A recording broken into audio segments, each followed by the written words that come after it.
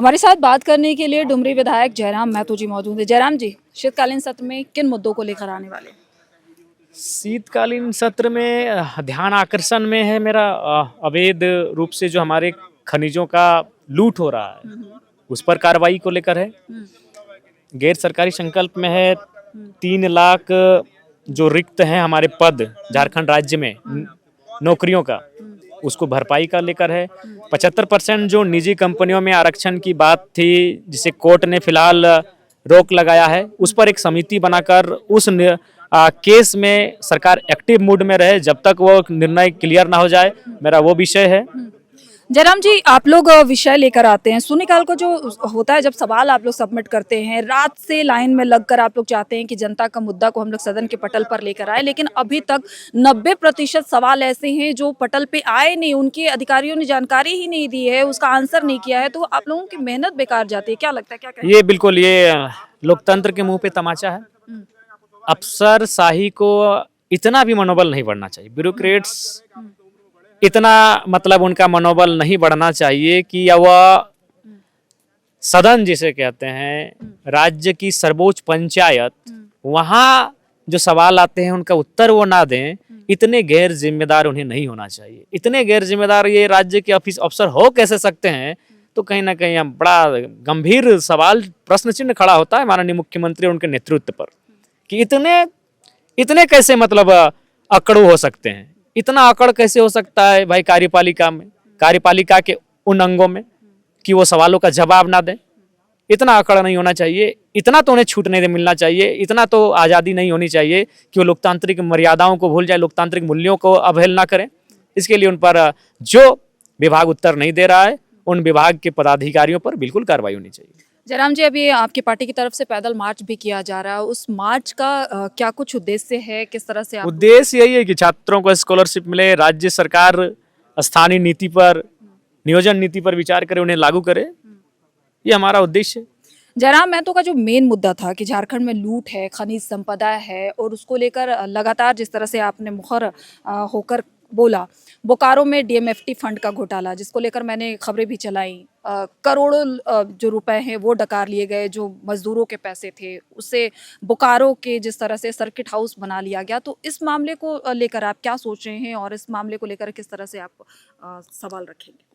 देखिए बिल्कुल डिम्टी को लेकर हम लोग उस दिन भी बैठक में काफ़ी नाराज़ दिखे थे और काफ़ी तमाम पदाधिकारियों की क्लास भी फटकार भी लगाई गई थी और निसंदेह ऐसे घोटालों के खिलाफ हैं और आने वाले दिनों में ये घोटाले ना हो, इसको लेकर हम लोग पूरी तरह से मुस्तैद रहेंगे। जयराम जी, जिस तरह से झारखंड में, हालांकि आपने सवालों के उत्तर दिए, लेकिन झारखंड में जो ऊहापोह की स्थिति है, तमाम तरह की अटकलें हैं, उसको जयराम महतो किस तरीके से देखते हैं? क्या इस राजनीति जो है अटकलों में सच्चाई है? सच्चाई है, थोड़ी बहुत सच्चाई है, बिल्कुल सच्चाई है, सच्चाई से इनकार नहीं कर सकते हैं, लेकिन ऐसा नहीं होना चाहिए क्योंकि जनता ने जो जनादेश दिया है उसे 5 साल तक पूरा करना चाहिए। आपको क्या लगता है कि वाकई में जेएमएम बीजेपी के साथ जाएगी या फिर क्या स्थिति? देखिए माननीय मुख्यमंत्री कुछ काम ऐसे हैं जिनको पूरा करने के लिए वो जाने की सोच रहे हैं, जिनमें एक काम है गुरुजी को भारत रत्न।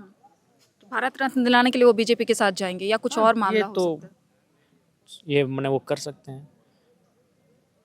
दूसरा बात, सरना धर्म कोड भी पेंडिंग पड़ा हुआ है, 1,36,000 करोड़ की राशि पेंडिंग पड़ी है, इसलिए शायद मुख्यमंत्री प्रयास कर रहे होंगे, लेकिन मेरे हिसाब से जनता के साथ ये धोखा होगा। लोकतांत्रिक देश में जब जनता ने जैसे चुना है वो काम करें, और अगर विचारधारा में मिसमैच हो रहा है तो आप इस्तीफा देकर चुनाव लड़ें। कोयला माफियाओं के खिलाफ आपने भी कई बार आवाजें उठाई हैं और इस बार बीजेपी का वही मुद्दा है। इस बार भी मेरा सवाल रहेगा, अवैध लूट पर, अवैध कारोबार जो हो रहे हैं उस पर मेरा सवाल है। अब देखते हैं सदन में मेरा सवाल कब आता है। एक चर्चित नाम है एलबी सिंह, जिसको लेकर लगातार सवाल उठ रहे हैं। बीजेपी जहां एक तरफ कहती है कोयला माफियाओं, लेकिन एलबी सिंह के नाम से वो मुकर जाती है। एलबी सिंह के साथ फोटो आता है, उस पर वो चुप्पी साध चूंकि वो विगत विधानसभा का जो चुनाव रहा इसमें वो भारतीय जनता पार्टी से टिकट के दावेदार थे, तो जाहिर सी बात है जो उनके साथ का हो, उनके सहयोगी हो, उनके मित्र हो, उनका नाम वो कैसे लेंगे? तो कम से कम उनको 6ठी क्लास में ये कब था, एक जुम्मन शेख और अलगू चौधरी की कहानी था, उस कहानी को बाबूलाल मरांडी जी को पढ़ना चाहिए। मित्रता नहीं देखनी चाहिए, जो सही है उसको करना चाहिए। अगर परिवर्तन होता है झारखंड में, आप भी कह रहे हैं कि उसमें संभावना है, तो जेएलके का समर्थन किसको जाएगा? हम लोग जैसा आज हैं वैसा ही रहेंगे, जी।